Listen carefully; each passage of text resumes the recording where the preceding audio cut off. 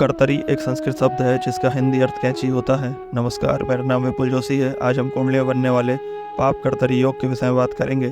कैंची के मध्य अगर कोई वस्तु आ जाए तो कैंची उसका क्या हाल करती है। जाहिर सी बात है, कैंची उसे काट देती है बिना यह जाने कि वह वस्तु उपयोगी है या नहीं।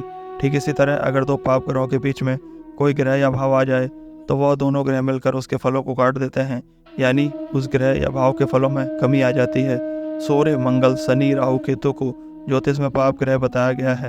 अगर कोई ग्रह या भाव इन ग्रहों के मध्य में आ जाता है तो ग्रह या भाव पाप कर्तरी योग में होता है। उदाहरण के तौर पर अगर दूसरे भाव में शनि हो और चौथे भाव में राहु हो तो तीसरा भाव पाप कर्तरी योग में होगा।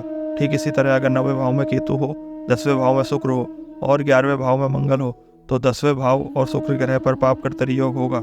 जब पाप कर्तरी योग चंद्रमा के साथ बनता है तो वह और भी ज़्यादा नुकसानदायक हो जाता है, क्योंकि चंद्र कुंडली में चंद्रमा लग्न में होता है और पाप कर्तरी योग लग्न में बन जाता है, जिसकी वजह से जातक को स्वास्थ्य संबंधी समस्याओं का सामना भी करना पड़ता है।